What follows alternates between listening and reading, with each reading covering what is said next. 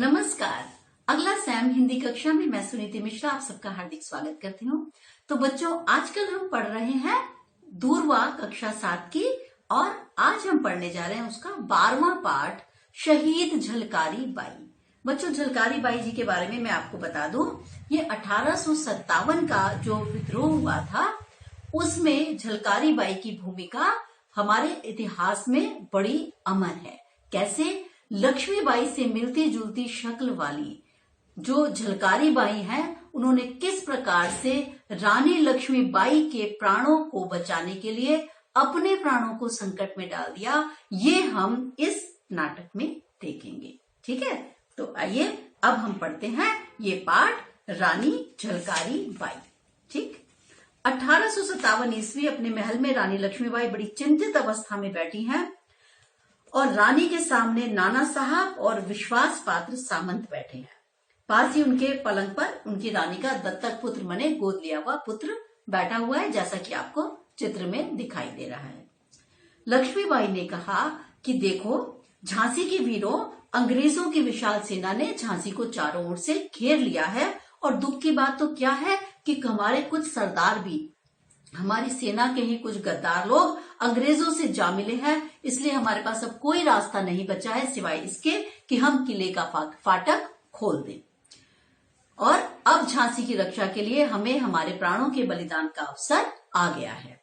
लेकिन सामंत सरदार ने कहा, रानी मां, झांसी पर अपने प्राण न्यौछावर करने के लिए तो हम हमेशा ही तत्पर हैं, मतलब हम तैयार हैं, लेकिन जानबूझकर अंग्रेजों की सेना के सामने प्राण दे देने में ऐसी कोई समझदारी की बात नहीं है। हम कोशिश करते हैं कि हम किसी प्रकार से सुरक्षित निकले और झांसी की रक्षा के लिए और समय तक जीवित रहें।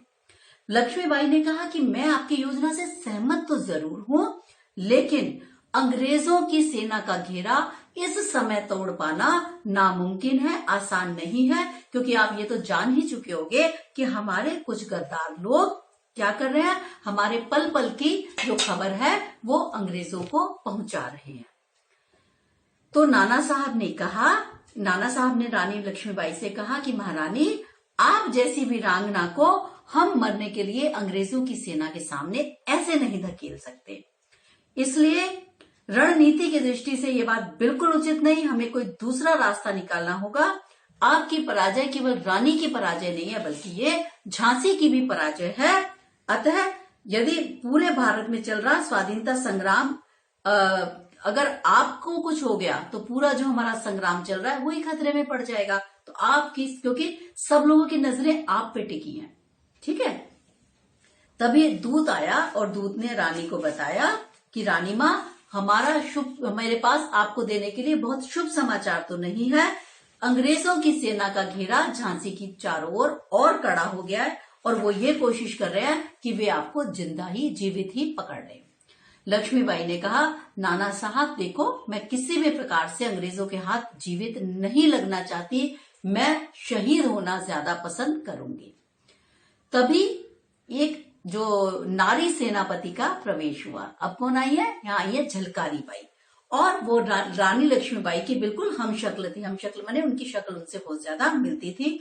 उन्होंने आते ही झलकारी बाई ने कहा, रानी मां, अगली पंक्तियों में लड़ने के लिए हमारी सेना तैयार खड़ी है, बस आपके आदेश की प्रतीक्षा है।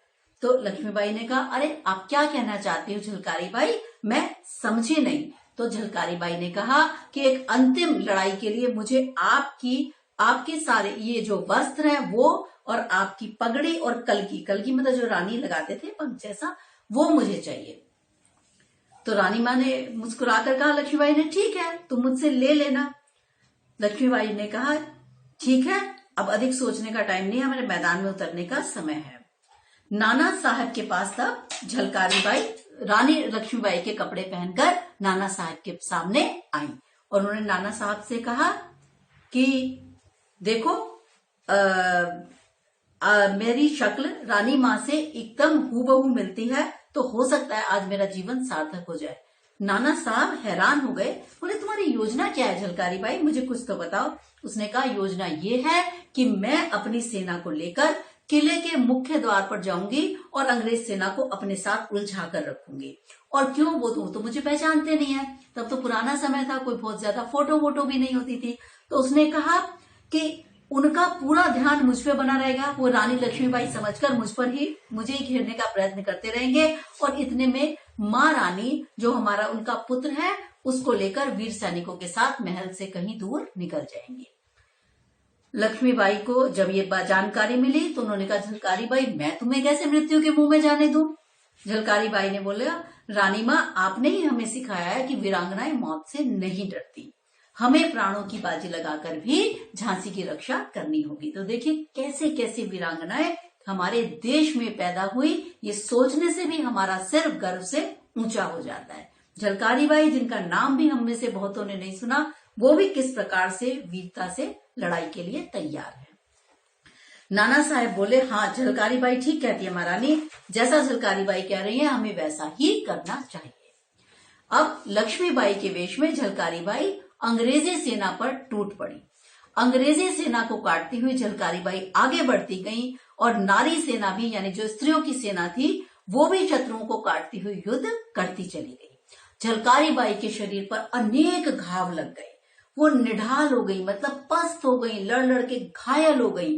यह देखकर जनरल ने अपने सैनिकों को हुक्म दिया। जनरल बोला, झांसी की रानी को जिंदा पकड़ना है, घेर लो इस स्त्री को चारों ओर से। अंग्रेज सेना आगे बढ़ी और उन्होंने झलकारी बाई को बंदी बना लिया।